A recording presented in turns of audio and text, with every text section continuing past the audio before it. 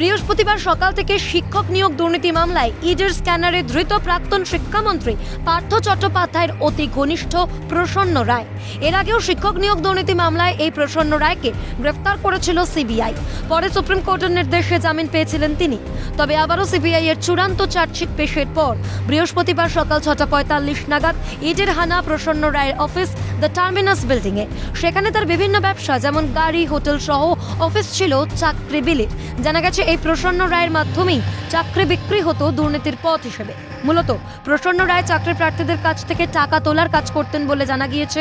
আর এভাবেই চাকরি দেওয়ার নাম করে তাদের কাছ থেকে টাকা তুলে সেই টাকা পৌঁছে দিতেন প্রভাবশালীদের হাতে। আর যেই অফিস থেকে এই চাকরি চক্র চলতো সেই অফিসেই পর্যাপ্ত নিরাপত্তা সহ ইডির আধিকারিকরা সকাল 6:45 নাগাদ এলেও অফিস না খোলায় তাদের সেখানে অপেক্ষা করতে হয় প্রায় 3 ঘন্টা।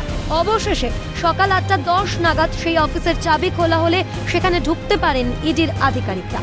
এখানেই শেষ নয়, তার অফিস ছাড়াও ইডির সন্ধানে বৃহস্পতিবার প্রসন্ন রায়ের একাধিক সম্পত্তি নিউটাউনের বলাকা আবাসনেও তল্লাশি চালান ইডির আধিকারিকরা।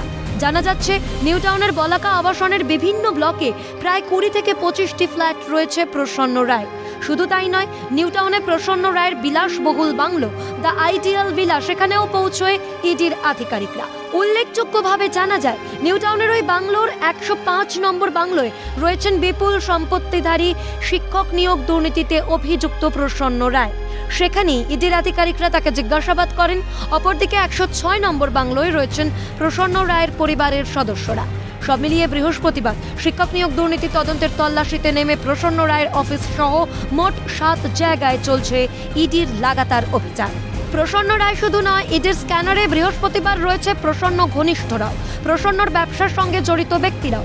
মূলত ইডি সূত্রে খবর, শিক্ষক নিয়োগ দুর্নীতিতে কি পরিমাণ অঙ্কের কালো টাকা তিনি আত্মসাৎ করেছেন, প্রসন্ন রায়ের এই বিপুল পরিমাণ সম্পত্তির উৎস আর কি, এইসব খতিয়ে দেখতেই তার একাধিক বাড়িতে তল্লাশি চালাচ্ছে ইডি।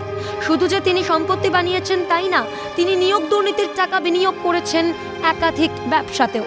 সব মিলিয়ে এই মুহূর্তে মনে করা হচ্ছে পার্থ ঘনিষ্ঠ বিপুল সম্পত্তিধারী এই প্রসন্ন রায়কে জিজ্ঞাসাবাদের পর শিক্ষক নিয়োগ দুর্নীতি মামলায় আরো অনেক গভীর রহস্য উন্মোচিত হতে পারে। জানা যেতে পারে টাকার বিনিময়ে দিনের পর দিন অযোগ্যদের চাকরি বিক্রির গোটা পদ্ধতি সম্পর্কেও।